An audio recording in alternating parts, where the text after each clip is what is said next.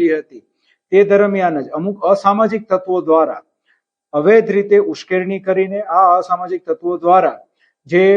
પોલીસની જે મોતીપુરા ચોકી આવેલી છે તેની નજીક જે પોટાહટ છે તે પોટાહટ પાસે જઈને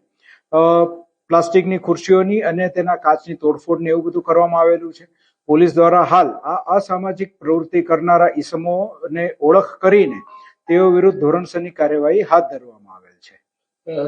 જે લોકો હતા તેઓની કોઈ ઓળખ થઈ હોય, કેટલા લોકોની અટકાયત કરવામાં આવી છે, કઈ રીતની કાર્યવાહી અત્યારે આગળની આ દિશામાં તપાસ હાથ ધરવામાં હાલ જે છે પોલીસ દ્વારા સૌપ્રથમ તો ત્યાં હાજર જે પોલીસ સ્ટાફ છે તેના દ્વારા ફરિયાદ નોંધવાની કાર્યવાહી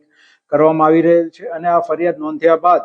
જે કંઈ પણ અસામાજિક ઇસમો હતા તેઓના ફૂટેજીસ આપણી પાસે બોડી વોર્ન કેમેરામાં તથા ત્યાં હાજર વિડીયોગ્રાફર્સ પાસે છે અને તેમાંથી જેણે પણ આ પ્રવૃત્તિ કરી છે તે તમામને આઈડેન્ટિફાઈ કરી એક પછી એક તમામ વિરુદ્ધ કાયદેસરની કાર્યવાહી કરવામાં આવી.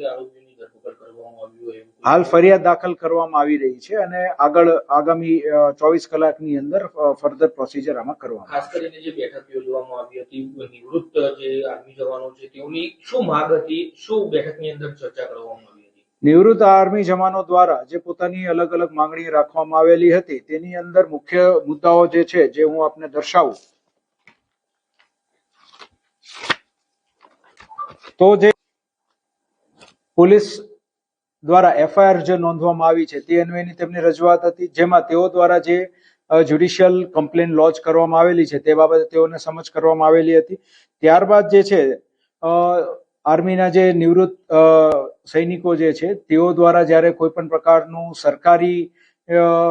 વિભાગની અંદર પોતાની કોઈ પણ રજૂઆત કરવામાં આવે તો તેનું તાકીદે અમલવારી કરવામાં આવે તેવી તેઓની રજૂઆત હતી, જે અંગે તેઓને